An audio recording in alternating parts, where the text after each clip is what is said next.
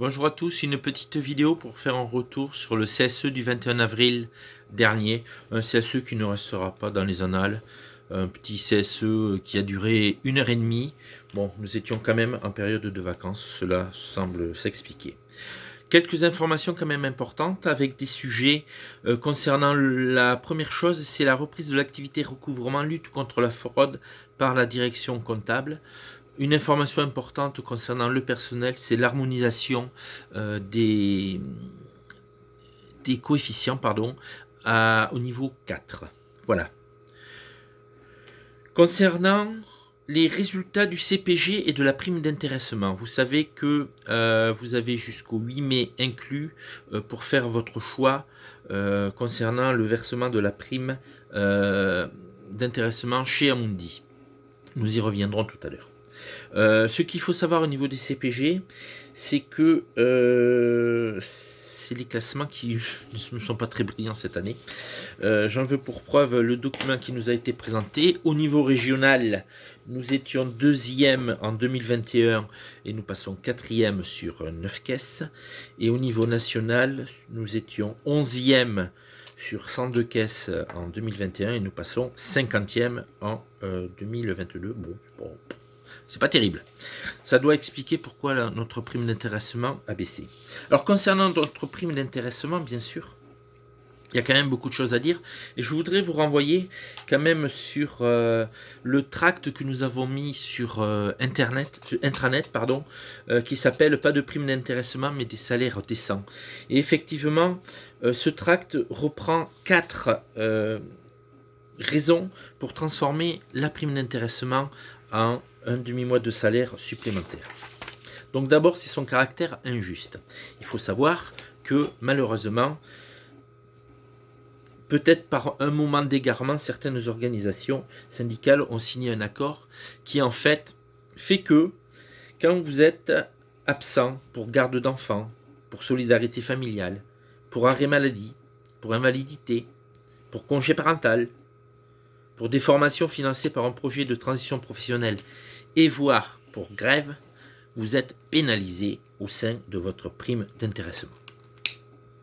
Bon, à l'heure où on se mobilise pour la réforme des retraites, je pense que son caractère injuste n'est plus du tout à démontrer. Le caractère non contributif de la prime d'intéressement. Et ça rejoint exactement la problématique de la réforme des retraites. On cherche des financements, on les a sous la main. La prime d'intéressement n'ouvre droit à rien. Ça n'est pas une partie du salaire socialisé sur lesquels on cotise. Donc plus tard, vous n'ouvrez droit à rien. Voilà. Deuxième caractère de la prime d'intéressement, c'est son caractère aléatoire. Effectivement. Pour rappel, nous avions en 2018 une prime de 889,83 €. En 2019 de 943,48 €. En 2021, nous avions 1005,01 € et cette année, nous passons à 972,92 €. Donc vous voyez, ça joue un petit peu le yo-yo. Sans compter que l'argent que vous avez placé sur votre compte Amundi étant basé sur les mouvements de la bourse et voilà, si ça se porte plus ou moins bien, vous pouvez constater que cette année, vous en avez pris quand même un petit peu vous en avez pris un petit peu dans la figure parce que ça a bien baissé quand même. Voilà. Pour information, il faut savoir que sur nos caisses, l'inégalité de traitement entre les salariés et entre les branches se situe autour de 402 €. Voilà. Donc chacun en tirera les conclusions qu'il veut. Et bien sûr, le caractère non pérenne. Voilà, parce qu'aujourd'hui on a, et demain ça ne veut pas dire qu'on aura. Donc nous, ce que revendique la CGT, c'est clair. C'est que cette part de revenus soit transformée en un demi-mois de salaire socialisé. C'est-à-dire qui ouvre droit à cotisation. Et la prime d'intéressement doit être transformée en un demi-mois de salaire supplémentaire avec un minimum de 1000 €. Voilà, donc nous, c'est un pis-aller. Ça ne peut pas être quelque chose que l'on vend aux salariés en disant « Voilà, vous avez une prime d'intéressement, vous avez bien travaillé ». Non, si une vraie reconnaissance des salariés doit être faite, c'est par une augmentation du salaire brut et du salaire socialisé.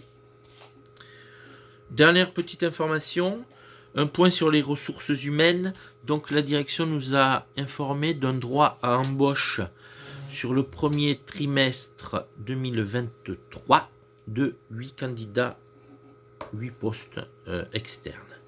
Voilà, donc c'était les petites nouvelles du CSE. Vous voyez, rien de bien méchant, mais quand même 2 informations importantes, et notamment donc sur la prime d'activité.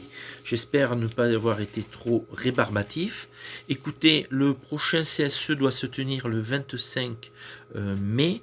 D'ici là, si vous avez toujours des interrogations, des questions, n'hésitez pas à vous rapprocher de vos déjà du syndicat CGT et de ses élus, de ses correspondants, que ce soit sur les différents sites.